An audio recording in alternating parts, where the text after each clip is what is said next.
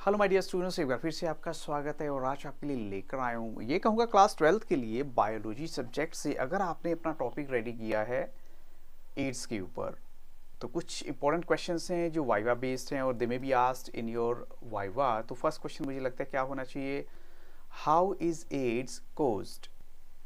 जो एड्स की बीमारी है या एड्स है कैसी होती है, तो इसका जो राइट आंसर है वो है it is caused by a retrovirus, ये कहूँगा HIV, ह्यूमन इम्यूनो डेफिशिएंसी, जिसकी फुल डेफिनेशन आपने ऑलरेडी पहले पढ़ी हुई है।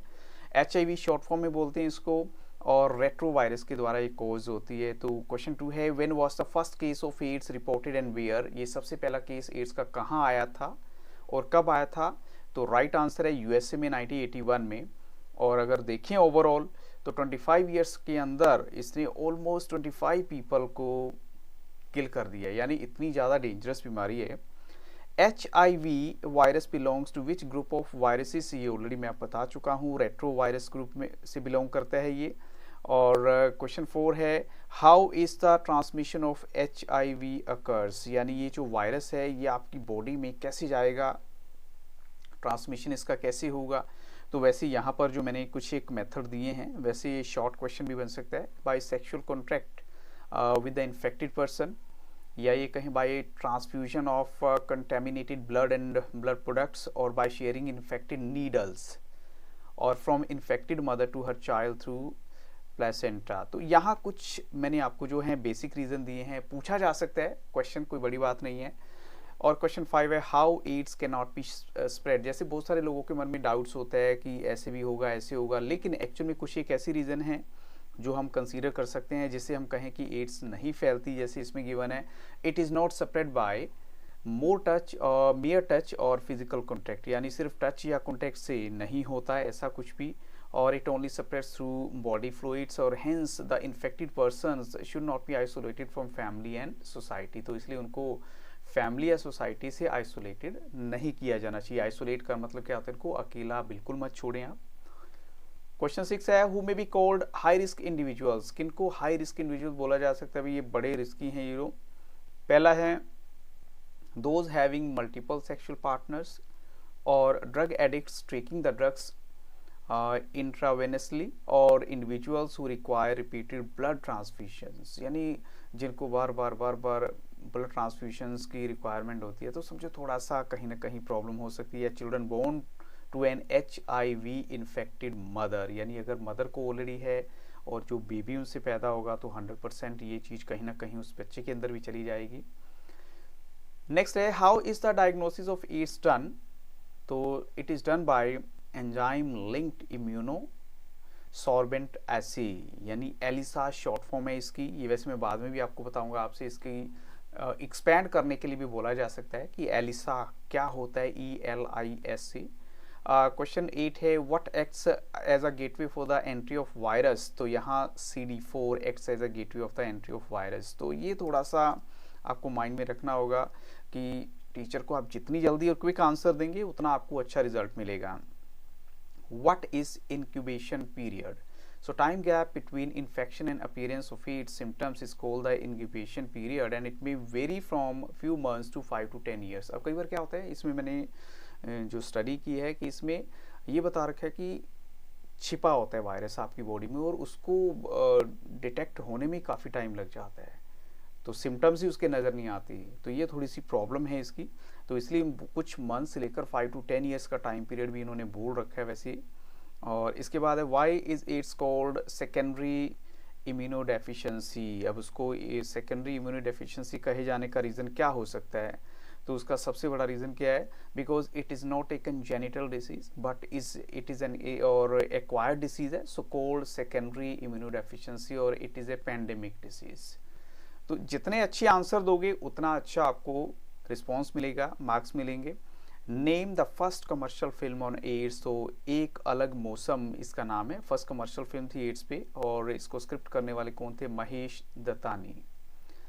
नेक्स्ट क्वेश्चन यहाँ पे है, what are autoimmune diseases. ये कौन सी डिसीजेज होती हैं, डिसऑर्डर्स जिसमें इम्यून सिस्टम एक इंडिविजुअल का वो क्या करता है, starts rejecting its own body cells. तो ये हमारी होती हैं autoimmune diseases.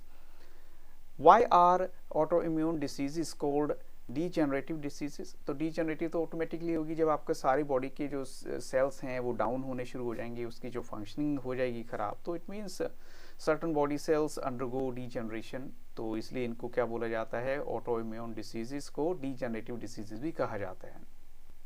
Name the auto immune disease of body muscles.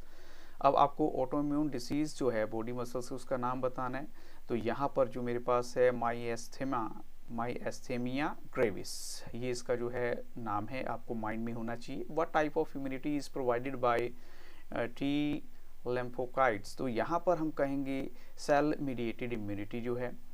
और ऐसे ही क्वेश्चन 16 है, which immune cells form humoral immune system, तो वो यहाँ पर आ जाएगा इसका जो राइट आंसर है। अब देखो इसमें एक तो सबसे बड़ी बात क्या है कि आप लोग जो फाइल में डाटा होगा वो तो आपको अपने माइंड में रखना ही है, लेकिन साथ साथ अपना थोड़ा सा एक्स्ट्रा नॉलेज भी गेन करके जाना, क्योंकि इसमें बहुत क्वेश्चन है, लाइन टू लाइन क्वेश्चन भी बन रहे हैं इसमें। SCID की नेक्स्ट क्वेश्चन नंबर 17 है, SCID की फुल फॉर्म आपको बतानी है, तो सीवियर कंबाइंड इम्यूनो डेफिशिएंसी है। तो why is SCID called primary immunodeficiency, तो उसका रीजन क्या है, it is a congenital immunodeficiency, congenital immunodeficiency होने की वजह से इसको प्राइमरी इम्यूनो डेफिशिएंसी कहा जाता है। Why is AIDS called secondary immuno deficiency, अब वो पहले मैं ऑलरेडी दे चुका हूँ, यहाँ थोड़ा सा और ब्रॉड आंसर है, it is developed after the birth during an individuals own life span. ये क्या होता है, यानी आपके बर्थ के बाद, यानी किसी के बर्थ के बाद और इंडिविजुअल के अपने लाइफ स्पैन में डेवलप होती है। क्वेश्चन 20 है, where was AIDS virus first reported in India, India में कहाँ रिपोर्ट हुआ था वायरस इसका, चेन्नई में हुआ था। एक्सपैंड द टर्म NACO, इसकी फुल फॉर्म क्या हो सकती है, नेशनल एड्स कंट्रोल ऑर्गेनाइजेशन इसकी फुल फॉर्म है। ऐसे ही question number 22, what is the rate of growth of AIDS infection in India, तो 1%, यानी 10 पर्सन्स पर 1000 पर्सन्स, तो 1% यहाँ पर राइट आंसर है। Name the 4 states with the highest number of HIV cases, तो Maharashtra, Tamil Nadu, Manipur and Punjab. What is the most probable source of AIDS infection in India, तो यहाँ पर हम कहेंगे हेट्रोसेक्सुअल ट्रांसमिशन है, अबाउट 70%। अब देखो 70% जो है इसमें आ जाते हैं केसेस जो हेट्रोसेक्सुअल ट्रांसमिशन है, from one person to second जो पर्सन में जाता है। तो which sexually transmitted disease also shows transplacental transmission, तो ऑफ कोर्स उसका राइट आंसर है एड्स, एड्स उसी में बोलेंगे। So which test are perform to diagnose AIDS, उसमें एलिसा टेस्ट है और वेस्टर्न ब्लॉट टेस्ट, ये 2 टेस्ट हैं जो आप वहाँ बोल सकते हैं अपने टीचर को। व्हाट आर अपॉर्चुनिस्ट, तो यहाँ पर राइट आंसर क्या है, AIDS infected clinically and healthy person, इनके लिए ये वर्ड हम यूज करेंगे। और which type of body cells are destroyed by HIV, तो जो आपके हेल्पर यानी T लिम्फोसाइट्स जो हैं ये डिस्ट्रॉय कर दिए जाते हैं HIV वायरस के द्वारा। ऐसे ARC की फुल फॉर्म बतानी है, तो ARC की फुल फॉर्म है एड्स रिलेटेड कॉम्प्लेक्स। और when was national AIDS control programme started in India, तो इन 1987। तो एड्स डे कब सेलिब्रेट किया जाता है एड्स डे, तो वो है दिसंबर, यस दिसंबर 1 ये हम सेलिब्रेट करते हैं एड्स डे। तो with this question I stop the video, मुझे थोड़ा सा क्विकली इसी फिनिश करना करा, आपके पास टाइम तो कम ही है, तो मैं चाहता हूं कि आप कम से कम टाइम में ज़्यादा से ज़्यादा क्वेश्चन कवर करें। और वीडियो देखने के बाद ज़रूर बताइएगा कैसा लगा आपको, अगर वीडियो अच्छी लगी तो लाइक ज़रूर कीजिएगा, और साथ में किसी भी तरह का कोई आपका ओपिनियन है रिगार्डिंग दिस तो आप कमेंट सेक्शन में जाके बता सकते हैं। So thank you very much and have very nice day.